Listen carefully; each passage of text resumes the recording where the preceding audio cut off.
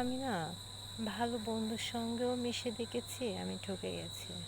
আমি না খারাপ বন্ধুর সঙ্গেও মিশে দিয়েছি, আমি ঠকে গিয়েছি। কেন এমন হয় আমার সঙ্গে আমি জানি না। তবে আমি অনেক মানিয়ে নেওয়ার চেষ্টা করেছি, কিন্তু আমি পারিনি।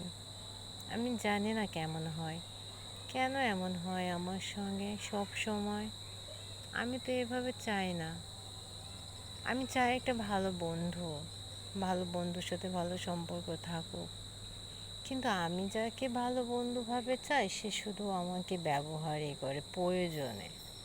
প্রয়োজন মিটে গেলে ঠিক একটা দোষ আমার ঘাড়ের উপর চাপিয়ে সে চলে যায়। কেন এমন হয় আমি জানি না। আবার আমি দেখেছি যে সে খুব দুষ্টু একটা আমার বন্ধু, তার সঙ্গে মিশে দেখেছি তার প্রয়োজন মিটে গেলে সেও আমার দোষ ধরে চলে যায়। কেন এমন হয়? আসলে কি জানেন, কারোর সঙ্গে ভালোভাবে না থাকার চেয়ে সবার সঙ্গে ডাল ভাত হয়ে থাকাটাই আমার মনে হয় বেটার। আর তার থেকে ভালো কিছু আশা আসলে আমাদের করা উচিত না। আমরা যাকেই বেশি ভালো মনে করি সে দিন শেষে কিন্তু আমাদের থেকে এমনই কিছু কেড়ে নেয়, কি বলবো আর কি।